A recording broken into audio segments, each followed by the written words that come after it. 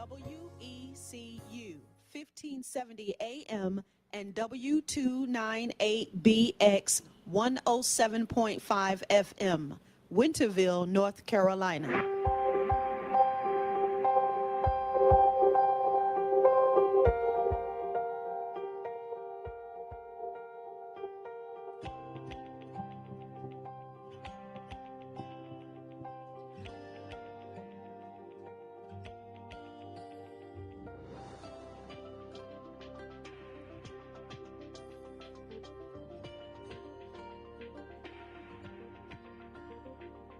Motivations with Glenn.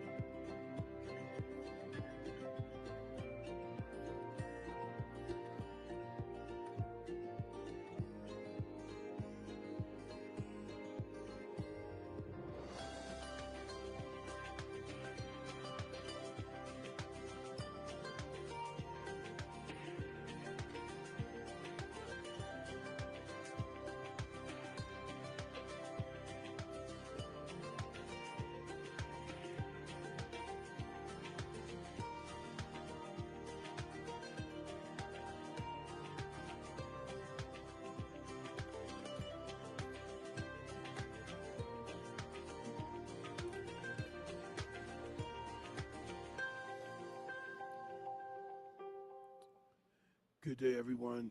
Thank you for tuning into Awesome Radio, 107.5 FM, 1570 AM, WECU, The Glenn Johnson Show, Motivations with Glenn and Apostle Jacquelne Cullis Williams. This is part 2 of food and safety and recalls. And prepping for the show today prior to going live, I was talking to Apostle about one item that we have, actually 2 items. 2 documents that we have. One is potted meat. The other one is potted meat versus Vienna sausages. And Vienna sausages and what's contained in the Vienna sausages, particularly that clear jello-like substance that's in the can when you open the can. And I just found out that they say it's chicken broth, but I don't know. We'll get to that throughout the broadcast and some other interesting facts, including multiple students hospitalized after eating candy-like substance that was given to them by a fellow student. They were hospitalized, and that was in Fort Worth, Texas. But I'd like to mention that today for our residents here in Pitt County. It's because you never know. It could be a copycat situation from Fort Worth, Texas, to North Carolina. You never know. So that's all happening now here on the Glenn Johnson Show. Motivation with Glenn and Apostle Jacquelne Cullis Williams. Here's Apostle Jacquelne Cullis Williams. Hey, Dr. Glenn, and to our listening audience on today, we are so glad that you tuned in for this part 2. We know that last week we talked about food recalls and specific things with food recalls, and we also have some interesting things today. As Dr. Glenn said, I'm interested, and I'm ready to talk about this potted meat and the Vienna sausages. And I can't wait till we get to that part because I have a few things to say about those items. Yeah, me too. And on that document concerning the Vienna sausages, it was recalled in January of 2025. So we definitely going to get to that. Also, Apostle had a question last week.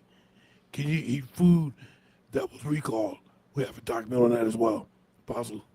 Definitely. We're going to give you some information about what to do and if it's safe to eat those recalled items. I mean, there's somebody always trying something. Common sense would say, that, but then, sometimes if something has been good and you've already eaten some of it and then you nothing happened when you ate it, sometimes your mind might tell you that there's nothing wrong with it and you need to. And let me tell you, that we see this all the time. When we started looking at this particular subject, even just from one week to the next, we saw lots of items that were recalled just from last week to this week. Well, I tell you what, we have 6.5 minutes before the break. Let's go to that document. Can you eat food that has been recalled? I'm going to go directly down to number one because of what you just mentioned. And the answer to number one, do not eat it. Resist the urge to consume the product, even if it appears normal. Yes, and I know that, I mean, even expired food, I know that's not the subject today, but especially recall food. Don't even think about eating something that has been recalled. Maybe what you had before, you were able to eat it and you didn't get sick, but you don't know if the batch that you have or the second helping of it or whatever, or even if it sometimes takes a couple of days or a certain amount of days for that thing to appear bad. So That's you right. don't know, what the circumstances are. So absolutely do not eat it. Do And, not eat it. and that's why on all the items, they have a UPC code. I think it's UPC, so they can pinpoint the batch that might be possibly damaging to your body or contaminated or whatever the recall might concern. Definitely. And it says here to dispose of it or return it. You can throw it away or you could take it back to the store. You may be able to get your money back if you have your receipt. Some places will tell you that they will give you a refund on that item Yeah. because it's been recalled. And I was going to get to that part, but thank you for mentioning that because you can obtain a refund if you have a receipt and the item that you purchased was recalled. You can take it back to your location where you purchased it and request a refund. And you probably could still take it even without a receipt because of the fact that it's on the recall list. Doesn't matter how you acquired it, it matters that you're returning it back. I don't know. I've never had returned anything that I saw that was on a recall list. And I'm just thinking, Dr. Glenn, unless I didn't know that it was there, I don't know that I've ever purchased anything that had food, especially that had been recalled. All right, but guess what? Go up to the top of that list was the highlighted part and read that for me, please. The top of the list says, no, you should not eat food that has been recalled because could be contaminated with harmful pathogens or contain dangerous undeclared allergens.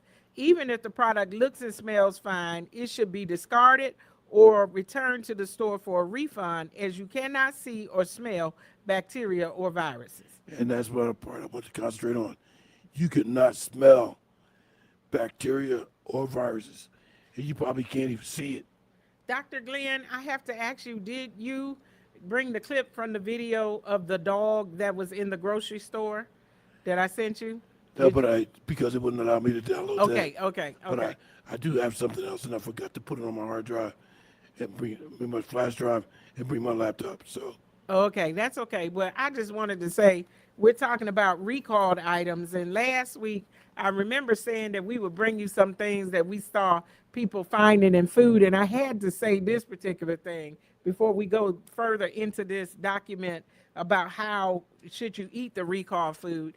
I literally saw a video of some people and there was a whole dog like a big golden retriever, and it was in Walmart, and well, I shouldn't say Walmart, one of the stores, and it was up there behind the food, and they were trying to get the dog to come out and get from back there behind the food, and they did. They pulled that dog right over that food, over those vegetables, and it was raw vegetables and fruit, and brought him right on out and took him home.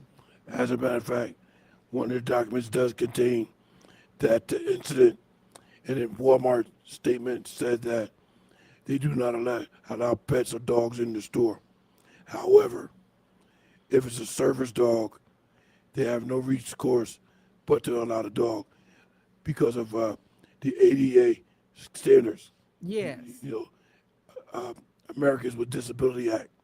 So they have to abide by the American Disability Act and allow the service dog to accompany his partner to the location. Yes, but Dr. Glenn, from what I understand, service dogs have on a little service vest. I've seen some questionable things. I'm talking about even like a week ago. Somebody had a little strange looking dog in there with something on it that kind of looked like It wasn't no cert. They didn't even had a thing on that, but they had that dog in the buggy. Sometimes people, they are so close to their animal until they don't want to leave them out or they don't want to leave them at home. Of course, don't leave the dog in the car, but don't bring the dog because you're not supposed to bring that dog into Walmart. You're not supposed to bring it into certain stores or the grocery store. And we look, and that's not even a service dog. But I'll tell you what, you mentioned that some people are so attached to their animal, their pet. I'm telling you, this is the honest God truth. For the past 2 days, a lady in my neighborhood was walking down the street with a stroller. I look in the stroller, I said, wait a minute, there's not a baby in there. Had a bonnet on and everything. It was a full-grown big dog. I saw that 2 days in a row so far. Well, and that's exactly what we're talking about. Sometimes, and I'm not knocking anybody for loving dogs. Hey, we're getting ready to go out on our first break here, and we're going to invite you to come right on back with us so that we can talk about these particular things and recalls. Also, if you would like to call in and be live with us right here on the show, the phone number to the studio is 252-756-2008. Again, that phone number is 252. Dr. Glenn is call right on in, and you could be live on the air. Call in. I've left the number, and we would love to hear from you on today. And we would love to hear some of your stories. I know you have some things you want to tell us about recall items or some things that you possibly or family members found inside of food. We'd love to hear from you today. And what is that number again? 252-756-2008.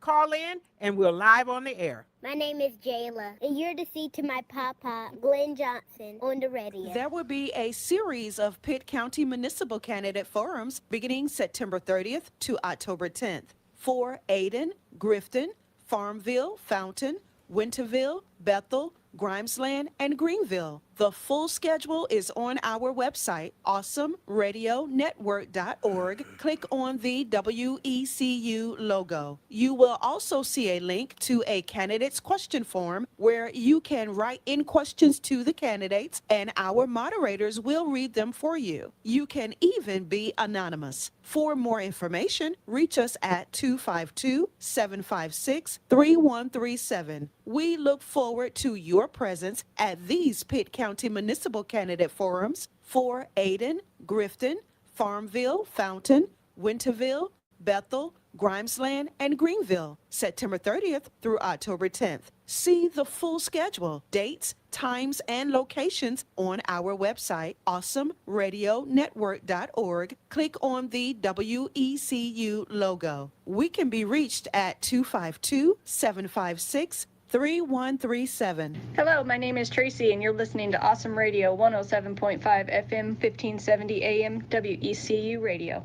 Thank you. Welcome back, ladies and gentlemen, to Awesome Radio 107.5 FM. Excuse me. 1570 AM, WECU, the Glenn Johnson Show. Motivations with Glenn and Apostle Jacquelne Cousins-Williams. Here's Apostle Jacquelne Cousins-Williams. Hey, I just wanted to make sure we made it clear that we're not, knocking anybody for how they love their animal. Because some people, they love their animal just like family members, and I can understand it. But I'm just saying that everybody doesn't feel the same way about an animal, and especially in the grocery store, and that animal has been up there over the food that you have to consume. I personally believe that they should have gotten rid of all of that food that dog was over. I've seen dogs, and they sometimes are sniffing things that are left by another dog, and they're doing all kinds of, putting their nose and mouth in different areas, and they'll eat things that other people won't. So I believe that, that dogs, it has no place inside of a grocery store unless it is a service animal. Now, I want to say this, that I've seen some service animals, I've witnessed them, and they're very well mannered. They're not over there trying to growl and bark at people. Like this particular one that I saw that was pretending to be a service animal a couple of weeks ago. He was in there trying to growl and bark at people. They had a little thing on him pretending like that was a service dog, and it was not. Those dogs are mild-mannered. They don't care about you. They may look at you, but they want to do their job. But those other ones that are perpetrating the fraud, those are not trained the same way. And I want to mention something about a service dog, since we're on that subject briefly, before we get back to our documents for today's topic. So, in regards to a service dog, I was at an appointment with my endocrinologist for my diabetes. So after I met with my endocrinologist, I was sitting out in the lobby waiting for some paperwork. And I noticed a gentleman with a service dog. So I started asking him about his service dog because he was walking fine and so on and so forth. So I was just curious as to why he had a service dog. And since we were at the endocrinologist's office and he's diabetic, the service dog actually can detect when his sugar is either low or high. He explained to me that one of the other reasons why he had the service dog, because his teenage son also is diabetic, and it can sense his teenage son when his sugar is not regulated. Oh, yeah, they definitely, they have a lot of diversity and a lot of things that those particular animals can do. They're very intelligent, and when they're well trained, like I said, they're very quiet most of the time. They're not trying to jump on you or do anything. They're just trying to do their job. And Dr. Glenn, I circled it on our paper. Maybe we'll do a segment and give some information about what's a real service dog versus those that are in there that just brought their dog to the place and perpetrating a fraud. Well, usually, from what I have seen, our service dog has a identification, I guess like a little packet on their near their chest area, under their neck, and it contains a serial number and so on and so forth. And I think it mentions that they're a certified or registered service dog. Yes, so that is it. They will be registered and have identification for that on the dog. That's right. And then people that usually need a service dog, they're not going to go out without it. They're not going out without the dog with his ID, but something, like I said, I saw somebody with something pink on the dog, like almost like a little vest looking thing, but it was not a service dog. So we have to, be aware. And I don't want to knock anybody for what they do, but I'm just saying they shouldn't allow that in the store. They shouldn't allow it in the store. I need a service dog. I need a service dog to go get me some stuff out of the kitchen while I'm watching TV. Don't want to get up. I had to throw something in there, but no, Dr. Glenn, you need a wife to go get something out of the kitchen and stop trying to get a service dog. That's why I need a service dog. I can't have no wife.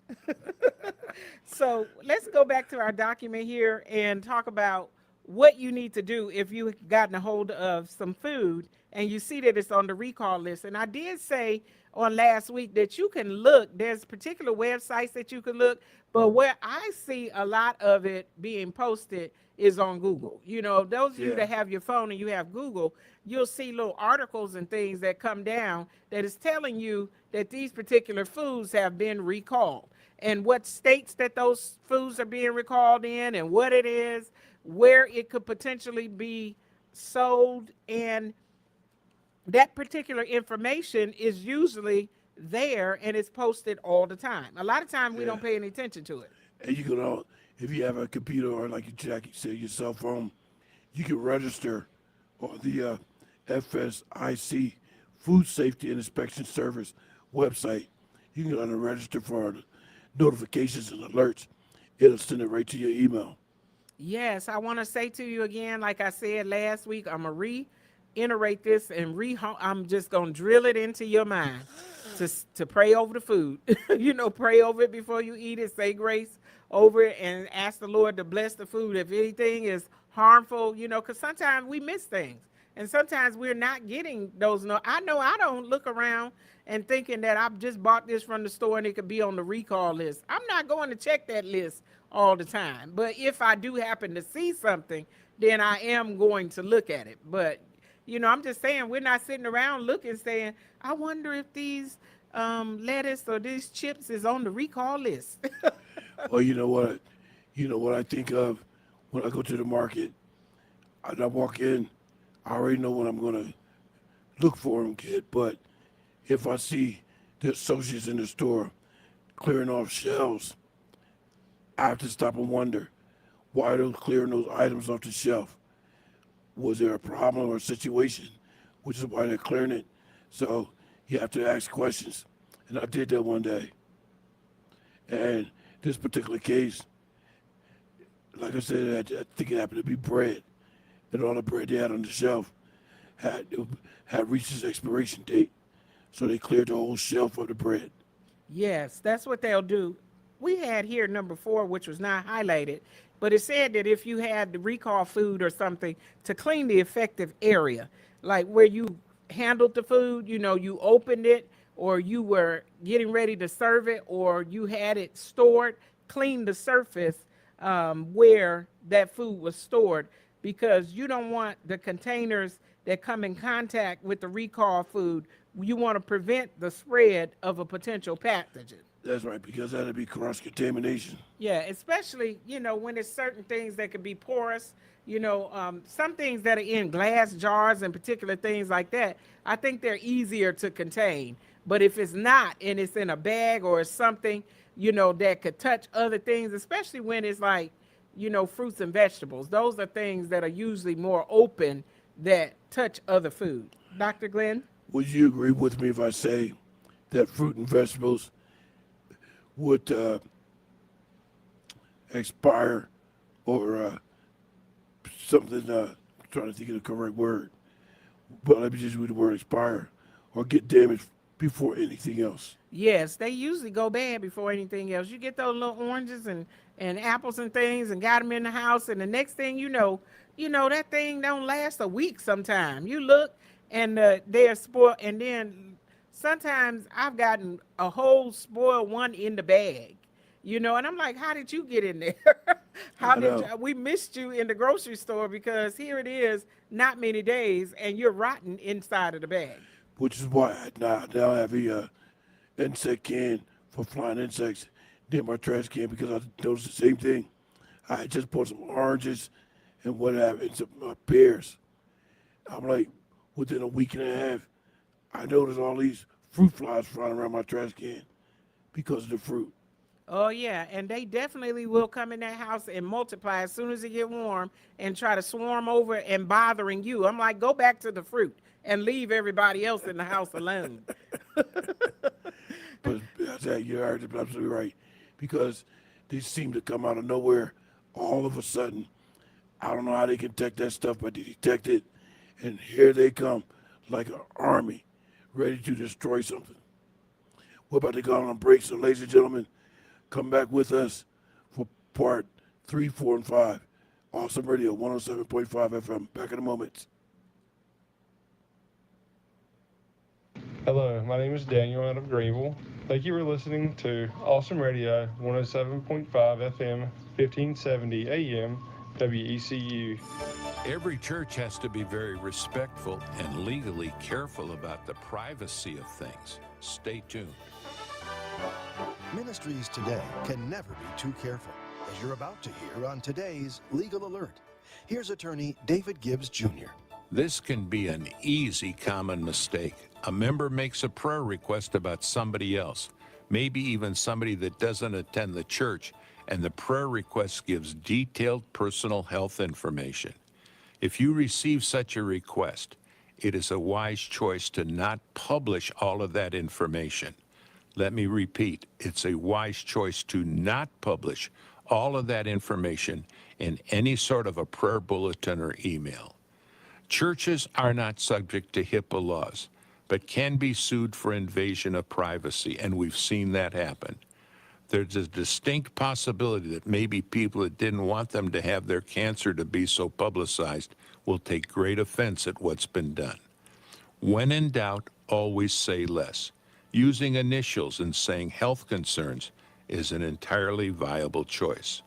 The Lord knows the specifics about anything that's needed. Be careful with protecting privacy so that you don't get sued. The Legal Alert with attorney David Gibbs Jr. is a presentation of this station and the Christian Law Association. Healing Revival and Health Seminar at A Touch of God's Presence Ministries, 1300 Dickinson Avenue, Greenville, September 11th through the 13th. Hosted by Apostle Valeria McLeod Daniels, guest revivalist and natural path doctor, Apostle Rosa Jackson of Macon, Georgia. Thursday, September 11th and Friday, September 12th, Healing Revival at 7 o'clock p.m. Saturday, September 13th, Health Seminar at 10 o'clock a.m. For more information, dial 252-695-9007, 252-695-9007. You will be truly blessed with this Healing Revival and Health Seminar. Learn more how to live in biblical health, healing, and wholeness. Healing Revival and Health Seminar, Thursday, September 11th through Saturday, September 13th. Thursday and Friday, 7 p.m. Saturday, 10 o'clock a.m. with naturopath Dr. Rosa Jackson at A Touch of God's Presence Ministry, 1300 Dickinson Avenue, Greenville, 252-695-9007. That's 252-695-9007. Healing Revival and Health Seminar. Come and be healed God's way. We're back. You're listening to The Glenn Johnson Show. You can reach Glenn at glennjohnsonshow@gmail.com. GP, God's people, we are back. We are still tuned into the Glenn Johnson Show, Motivations with Glenn and Apostle Jacquelne Collins Williams. This is Awesome Radio, 107.5 FM, 1570 AM. We are down to our final 30 minutes of today's broadcast. So without further ado, I'm going to give it back over to Apostle because I noticed she's writing things down, taking notes, and highlighting different things on the document. So without further ado, here's Apostle Jacquelne Collins Williams. Yes, Dr. Glenn, and today I have no sticky notes. I didn't bring any sticky notes today. Yeah, but I see you highlighting and writing stuff down, underlining stuff. So those are your sticky notes. I definitely do, making sure that we mention that. I wanted to say here, and we're talking about what to do with the recall food. It says seek medical attention if needed. If you consume the food and develop symptoms of illness, contact your healthcare provider immediately. So if you know that that thing is recalled and you start feeling ill, don't wait. Get up and go. You know, say, I ate the salad, I ate whatever it was, I've eaten it, and you need to go and see somebody, because some of these particular things that the food is being recalled for can be deadly. Not just make you sick, but can be deadly. So don't play with that. Don't waste time. Get up and go and see about it and see a doctor. It said, what if you eat recalled food listeria? Because listeria is a common word that we hear concerning food. It says, and you've eaten a food that's been recalled because of a listeria outbreak, watch for symptoms of illness. Call your healthcare provider if you have a fever, if you have muscle aches, upset stomach, or loose stools. The same goes for illness after eating food that might be tainted. I was looking at one particular thing here, and it talked about, I think it was called, Dr. Glenn, it started with a B. I need to look it up here because I don't want to say the wrong word. But it could cause paralysis. And I said, wow, you know, eating something that is bad could not only just, you know, start out with the other symptoms, but eventually lead to you feeling paralysis. And I looked and said, wow, that is something, I think it was called botulism. Yeah, botulism. That's right. Yes. And that was one of the things. Oh, here it is. Yes. What is botulism? Let's hit that real quick, Dr. Glenn, before we go and start looking at our potted meat and our Vienna sausages, because I'm ready to jump into that. What is botulism? Botulism is a potentially fatal condition caused by toxins produced by Clostridium botulism bacteria. I know I said that word wrong. A list of things, let's put it that way. A list of things. It says that this toxin attacks the nervous system, made up of the nerves, brain, and spinal cord, and can cause paralysis, which spreads down the body from the head to the lungs. That's awful to think that you would eat something and you would end up in that condition where something would paralyze you. And you know, Dr. Glenn, I've eaten a good meal, a couple of good meals, and I felt like I didn't want to move afterwards. You felt like you had botulism. Yeah. Well, that was that. You know, we in our community we call it a certain thing. We call it an itis, that we get sleepy after we eat. That's not the same as botulism. This is saying something that causes you where you are going to not. It said these toxins attack the nervous system, and they're going to attack and they're going to paralyze you from your head even down to your lungs. So there's going to be some breathing issues if you've gotten a hold of something. It said left untreated, this paralysis can spread to muscles which control your breathing and become fatal in 5 to 10% of the cases. And so you could potentially go to respiratory arrest and cardiac arrest. It says symptoms include feeling sick, vomiting, stomach cramps, diarrhea, or constipation.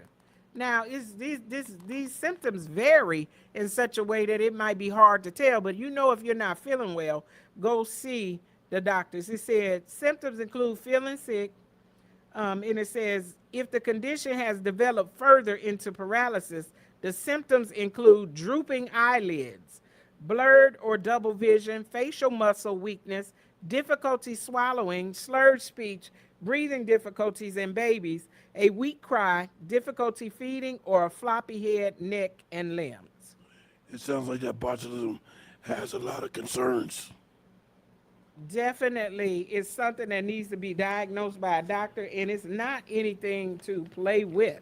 Yeah. So, Dr. Glenn, let's move on and see. We may come back and visit botulism and see the particular symptoms in infants, which is highlighted here, other than the other documents. But let's go ahead and move over, and let's talk about potted meat and Vienna sausages. Yeah, let's talk about that. We have 4 minutes, and we'll pick back up after the break. Oh, yes. Because then we'll have 20 more minutes. Definitely. And I want to give our callers a chance to call in again. If you would love to come on the broadcast and you want to have something to talk about with recall, or maybe you've had an experience like myself, because I'm going to tell it about these Vienna sausages and what happened to me. And I would love to hear from my listening audience. If you don't mind calling in with a comment or question, please don't hesitate to do so. The number is 252-756-2008. I would love to hear some comments about this potted meat and Vienna sausage, because I have a lot to say about it myself.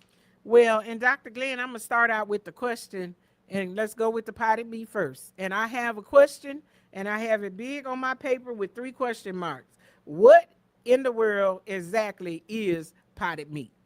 Because I remember eating it. I remember that smell.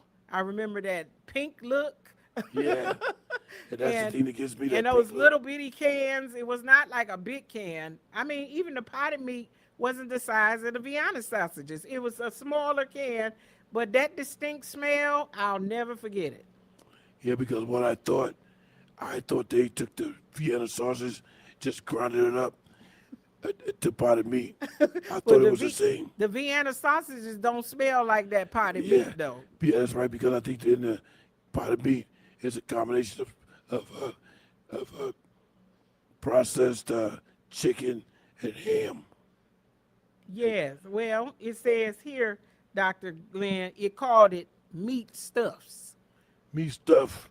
Meat stuffs with a S. S-T-U-F-F-S. What? Meat stuffs.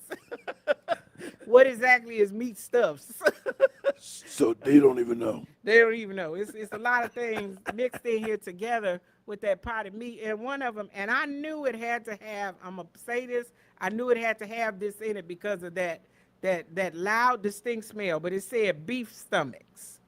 Are you serious? Yes. So I knew that potted meat had some kind of tripe or something in it that gave it that distinct loud smell. Beef stomachs, mechanically separated chicken. Now, what in the world is mechanically separated chicken, and separated from what? That's my question. Yeah, that's a good question. That requires further research. And what the label calls partially defatted cooked pork fatty. So if it's partially defatted cooked pork fatty, I don't know. But that's why I said I knew that this was a mixture of a bunch of scraps. I feel like it's scraps of meat that was the pieces that was left over from something that was unwanted. And they mixed it all together and cooked it and then ground it up and put it in that can, Dr. Glenn. And call it potted meat. Called it potted meat. Now, I have to rethink about consuming that. I have to give that some further thought. Oh, yes. Well, I'm going to tell you, I have had it in the past, but I've been delivered from potted meat and Vienna sausage. I'm delivered from that stuff. I don't eat that stuff anymore.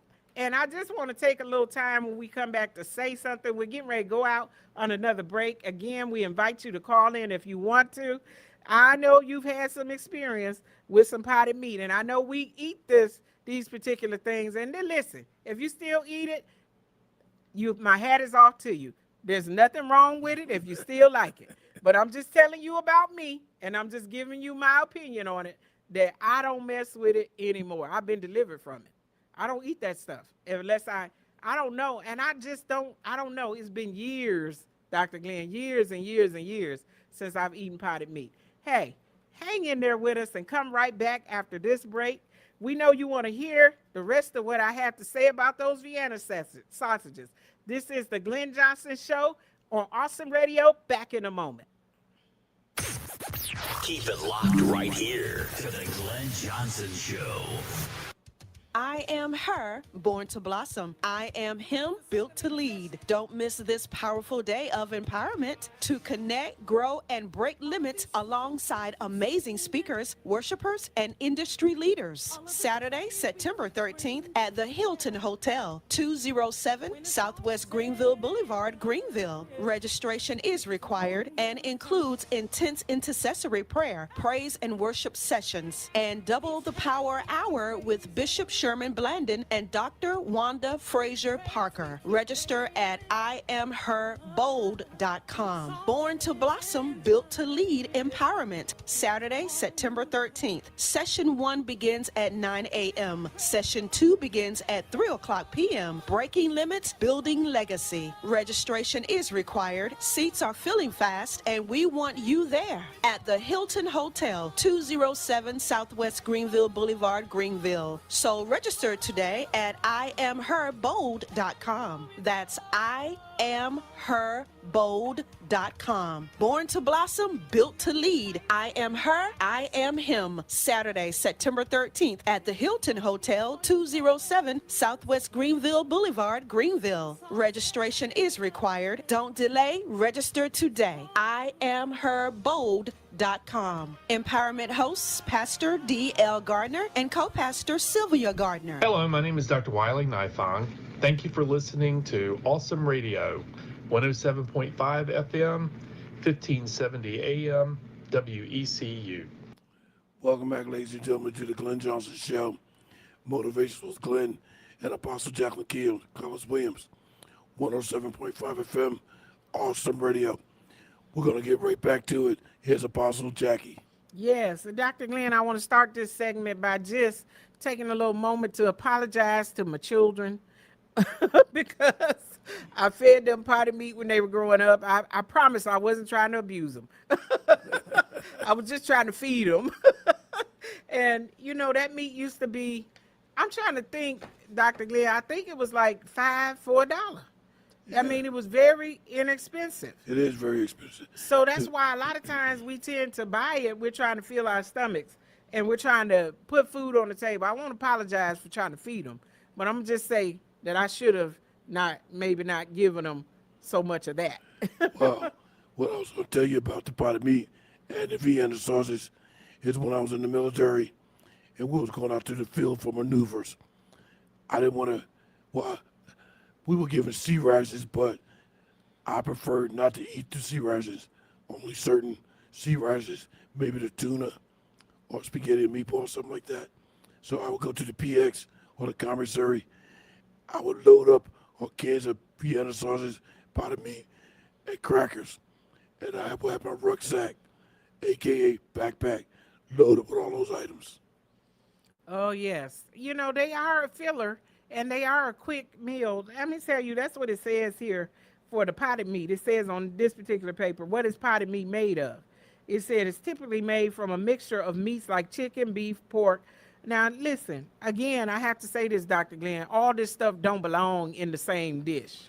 I was gonna ask you that. Chicken, beef, and pork. Yeah, all in the same dish. It says often including less than prime cuts, such as mechanically separated meat and fat tissue. So the fat part of the meat, you know, I wanted to say undesirable. The undesirable pieces that they're putting in there that they're separating. And it says here that and it did say less than prime cuts.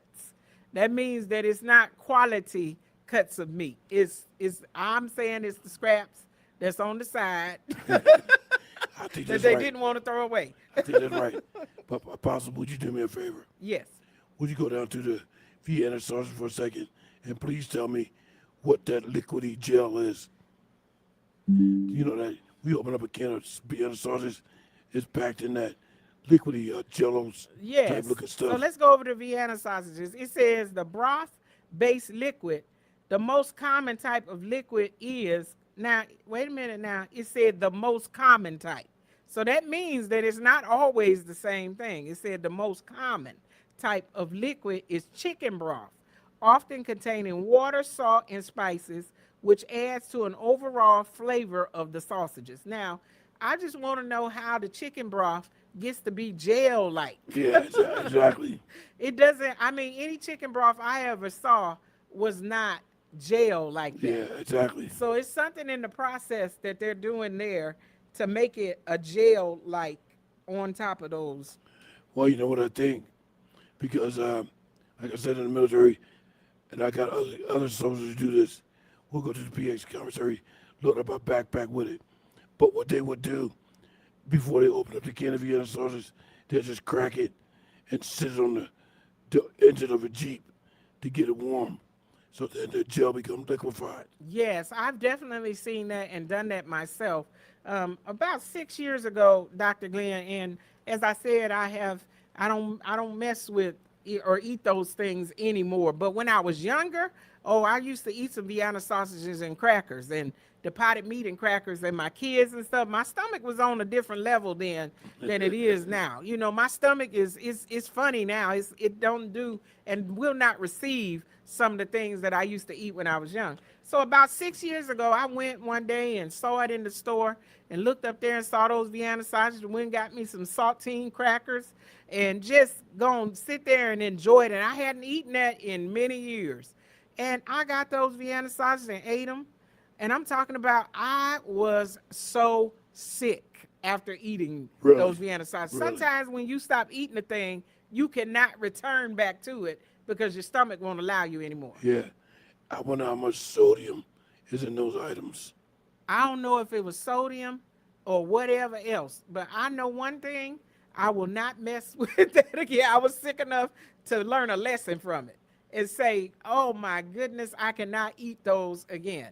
Well, I have several cans of Vienna sausage and potted meat on, but like I said, I'm going to have to give some thought to eating the potted meat after what we discovered. Now, we have 4 minutes to go before this segment. Then we'll be back with our final segment. But I would like to focus on the class or the school children that would succumb or not succumb, but got sick from eating the candy-like, whatever it is. Candy-like substance. Dr. Glenn, one time I had a stray cat that was coming by my house, and I didn't know what to feed the cat, but I went in there and got a can of that the potted meat, and opened it, thinking the cat is, because it looked like cat food. From what I know cat food to look like, I thought that it looked like cat food. So I opened it up and tried to give it to the cat, and that cat sniffed that stuff and kept on going. He wouldn't even eat it. He took off. He didn't want it because I think that smell, That's what I'm thinking. So, no no ill effects to the manufacturers of potted meat, but I definitely have to reconsider. And also, we didn't make any names, so I don't think we will be held liable. Oh yeah. So I mean, I'm like I said, we say it again. If you enjoy it, enjoy it. But I'm just saying my opinion. I don't enjoy it anymore. I don't. And that other thing too. We wanted to look at the difference between potted meat and spam. But we're going to take a moment here and look at a particular thing that is in the news and the media right now that we brought here to look at. And I saw this myself, Dr. Glenn, on the news about a student that came and brought what looked like candy and gave it to several other students, and they became ill. Yeah, we definitely want to talk about that. Also, if you recall last week, I tried to remember the name of the company that inspects the restaurants, and that's in addition to the health department, and it's Serve Safe National Restaurant Association. What is Serve Safe? Serve Safe is a food and beverage safety training and certification program administered by the National Restaurant Association.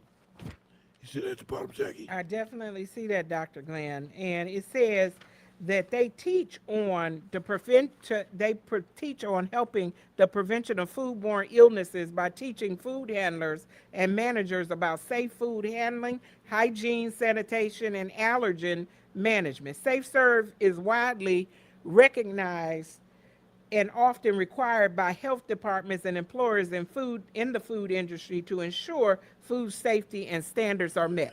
That's right, because when I go to a restaurant, not only do I see the certification with the percentage number on it from the health department, but right next to it, I see the Serve Safe document as well.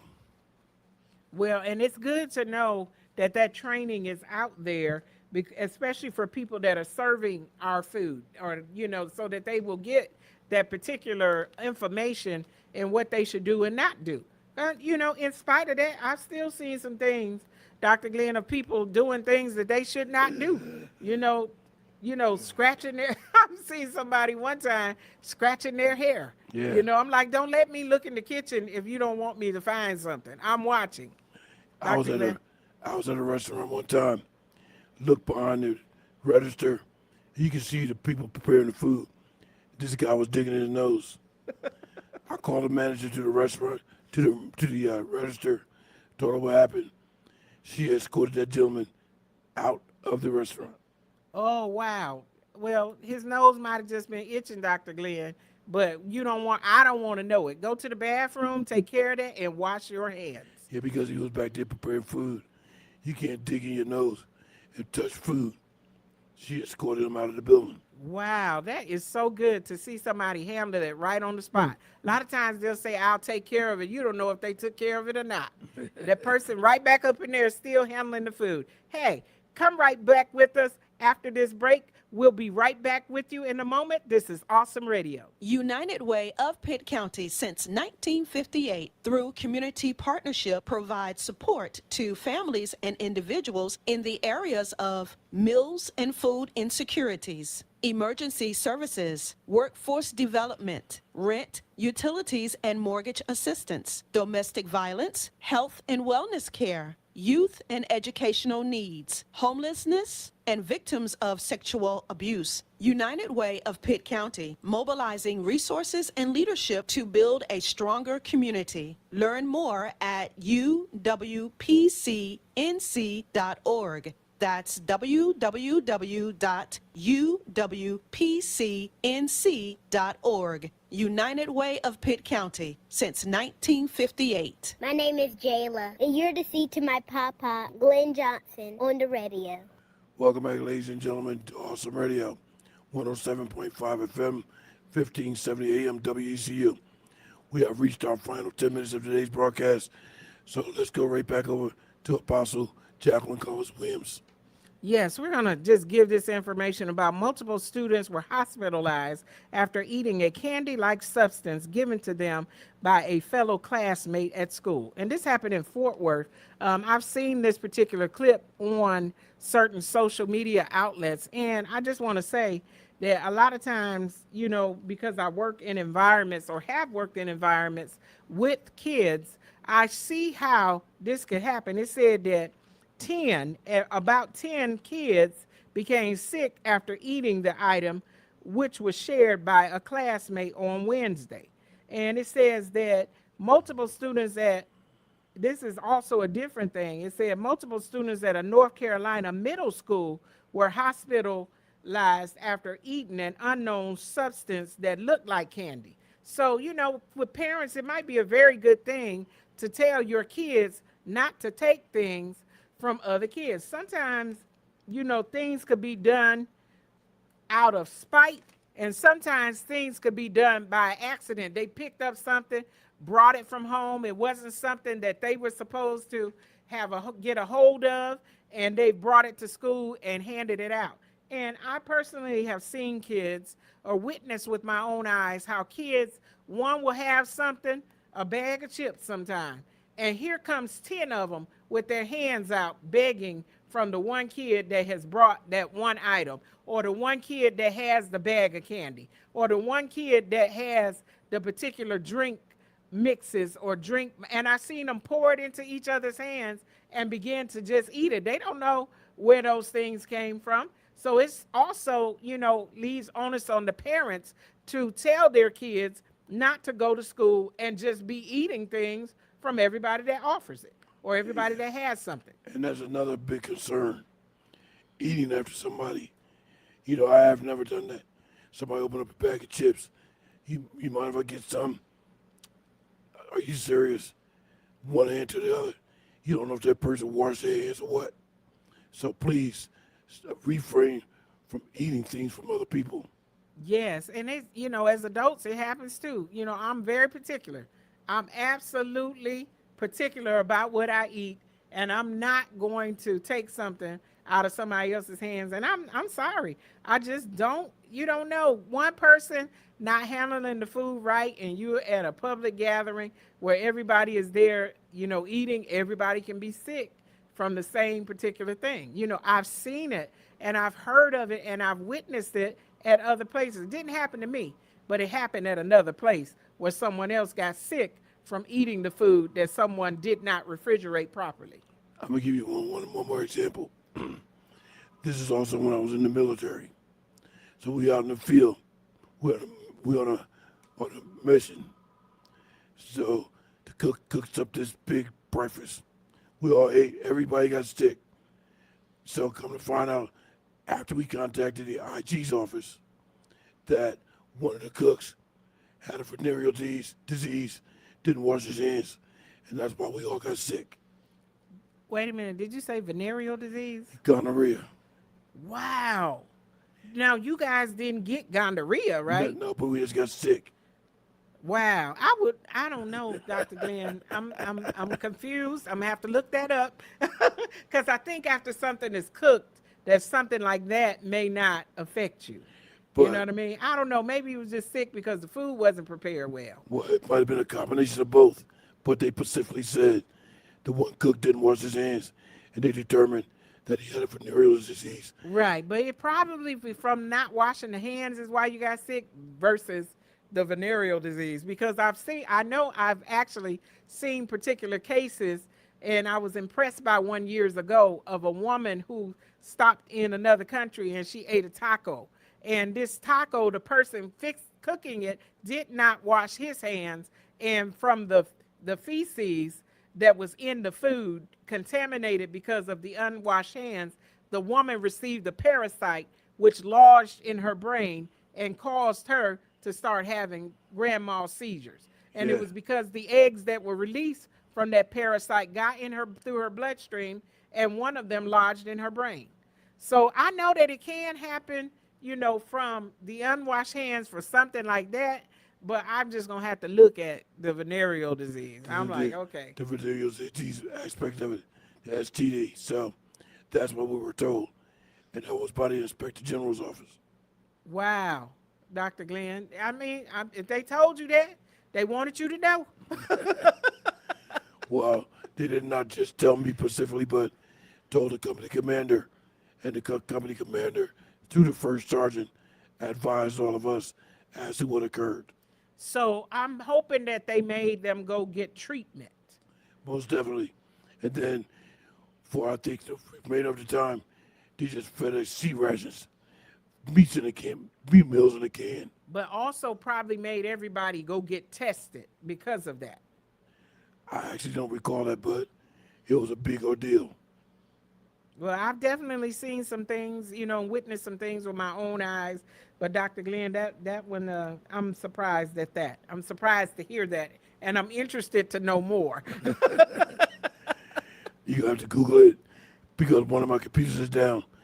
I believe I had information on that computer that's down, so you'll have to Google it. Well, and I know, maybe that may be a subject too, to look at, venereal diseases. I've written 3 things down here that we may have to make subjects and look at and come back and look. Can you get that from casual contact, from just touching the food, or does the heat from food kill that stuff? Or is it just from touching the plate from hand to hand because you touched the particular utensils and the plate that person touched? Well, we'll have to talk about that. When I was a security supervisor in Long Branch, New Jersey, at an exclusive oceanfront hotel, a lady got really, really sick because the plate she was served her food on was also a plate that contained a nut, some things that concerned nuts, maybe like a nut oil. And she got really, really sick. So, yeah, that can happen. Something from another item the person might be allergic to can definitely harm them. Yes. And again, we just want to caution you that if you have children, to make sure they're not taking things and eating it and not knowing where it came from. Because sometimes, as we talked about things being handed kids and they start begging from one another, sometimes they got something for somebody else and then they turned around and gave it to another kid and you can't even track where it came from. Ladies and gentlemen, I just want to make something pretty clear to everybody. We would have more documents to share with you today, but looking at the website and the documents that they have, most of the documents are well over 174 pages each. Yes, but hey, some of the things that we mentioned today, we're going to come back and do a show on. Some of these things are real issues and they're real life, and they're things that need to be talked about, and there needs to be information anew, even for today's time, to be put out there so we can grow and we can be informed. And I'm so glad Apostle wrote down the concerns and the things she was looking at, because that'll help us bring more informative information to our listening audience. Thank you, Apostle. We have 1 minute to go. Yes, Dr. Glenn. Oh, we know that you've enjoyed listening to our show on today and that we've given you some information and what to do with recall items, and also some places to look and some things, also some warnings and some things to be aware of concerning children and concerning trying to consume or thinking about consuming a recall item. We want you to come back on next week and join our show, and we will have some more interesting subjects, and even maybe one of the subjects that I called out today that we said we're going to look at. Dr. Glenn? That's definitely a possibility. Also, sometime in the near future, we'll have another guest on. She is a chaplain who adopted 3 African children, and her husband is Caucasian, and those children are doing wonderfully well. One of them had a real serious issue, but now she's doing well, living in Raleigh, North Carolina. So we have to have her on soon too. Thank you, everybody, for listening. This has been another presentation of the Glenn Johnson Show here on Awesome Radio. I want everybody to have a nice day. Thank you so much for tuning in. God bless you all. See you next week.